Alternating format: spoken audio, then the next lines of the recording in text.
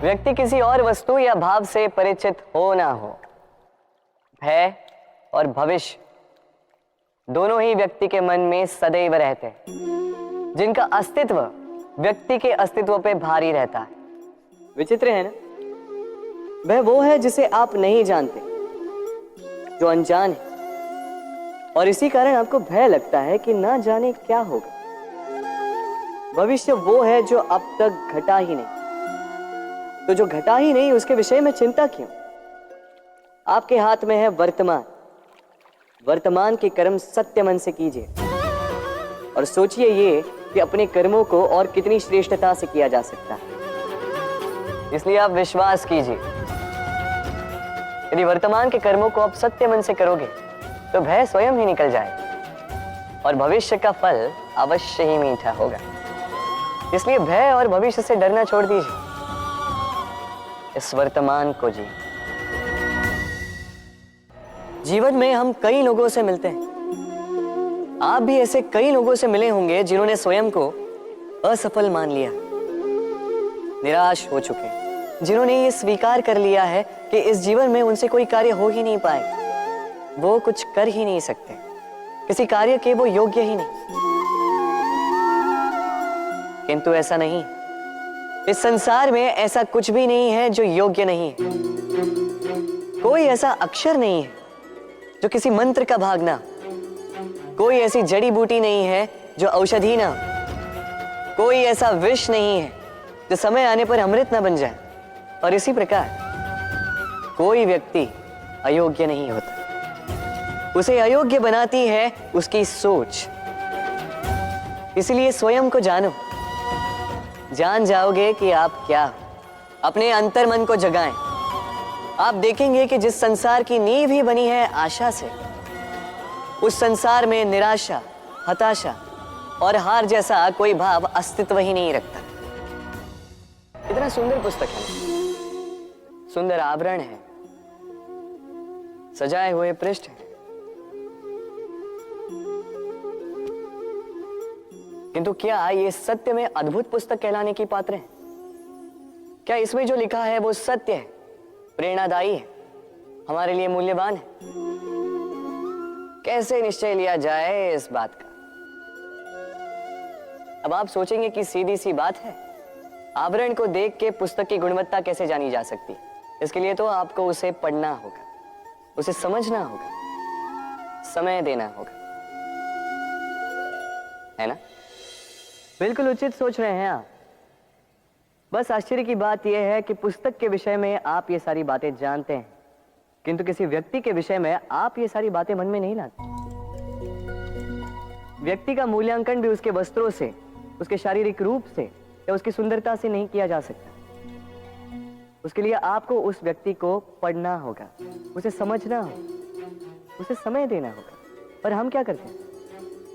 पहनावे, रंग, सुंदरता को देखकर आकर्षित हो जाते हैं, उसे प्रेम समझ बैठते हैं और आए दिन कोई ना कोई ये कहते सुनाई देता है कि उसकी प्रेम कहानी सफल नहीं हो पाई, उसे छल मिला। किंतु इसमें दोष किसी और का नहीं, स्वयं आपका है। आपने उस व्यक्ति को समय नहीं दिया, आपने उस व्यक्ति के विचार नहीं परखे। प्रेम 2 क्षण में बनने वाला पकवान नहीं है, इसका स्वाद चखने के लिए आपको जीवन भर का समय देना पड़ेगा। तो समय दीजिए, एक दूसरे के रूप से नहीं, आत्मा से जुड़ी, निश्चित ही मन प्रसन्नता से कह उठेगा, राधे राधे। हम में ऐसा कोई नहीं होगा जिसने वृक्षों को ना देखा, वृक्षों पे इन पक्षियों को ना देखा, इनके घोंसलों को ना देखा, इन पक्षियों को अपने छोटे छोटे बच्चों को भोजन कराते ना देखा। संसार का सबसे ममत्व वाला दृश्य होता है। चिड़िया दूर से अपने चोंच में दाना भरकर लाती, स्वयं भोजन करने में असक्षम संतान की चोंच में डालती, स्वयं भूखी रहकर निस्वार्थ, निश्चलता से। और जब संतान के पंख निकल आते हैं, वो उसे उड़ना सिखाती और उसके पश्चात उसे स्वतंत्र कर देती है अपना जीवन जीने के लिए। इस आकाश में उड़ान भरने के लिए, और हम मनुष्य क्या करते हैं? जिस संतान को हम पंछी की भांति पालते हैं, उसके पंख निकलते ही हम उसे बांध देते हैं, ये सोच के कि कहीं वो दूर उड़कर न चली जाए। ऐसा नहीं कि इस स्थिति में माता पिता को संतान से प्रेम नहीं है, अवश्य है, किंतु इसमें प्रेम पर मोह भारी पड़ जाता है, जो स्वयं अपने और संतान के भविष्य के बीच में बाधा बन जाता है। हम ये भूल जाते हैं कि हम केवल जन्मदाता है, भाग्य विधाता नहीं। तो जब प्रेम में मोह आ जाए तो वो प्रेम नहीं, स्वार्थ बन जाता है। इसलिए प्रेम को पास रखिए और मोह को दूर, क्योंकि जिससे प्रेम करते हैं उसका विकास नहीं रोका करते।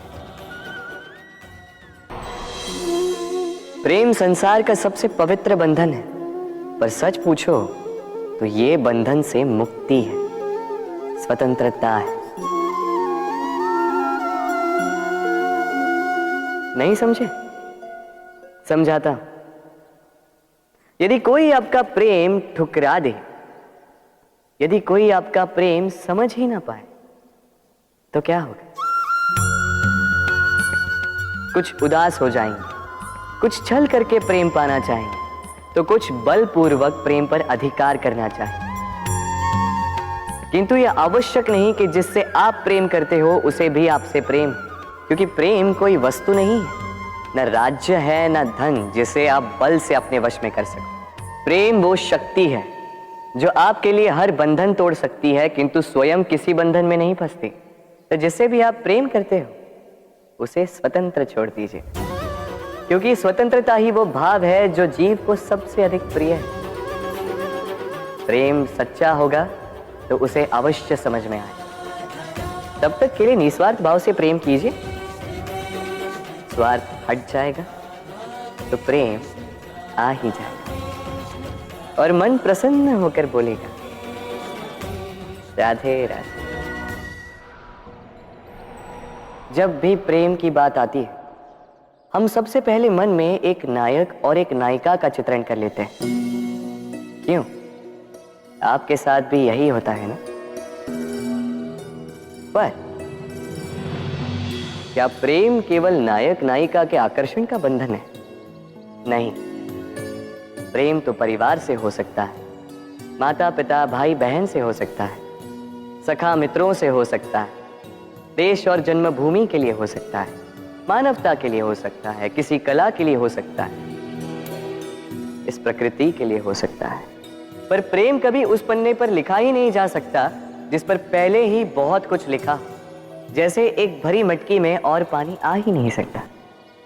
यदि प्रेम को पाना है तो मन को खाली करना होगा, अपनी इच्छाएं, अपना सुख सब त्याग कर समर्पण करना होगा। अपने मन से व्यापार हटा दो, तभी प्यार मिलेगा और मन प्रसन्न होकर बोलेगा, राधे राधे।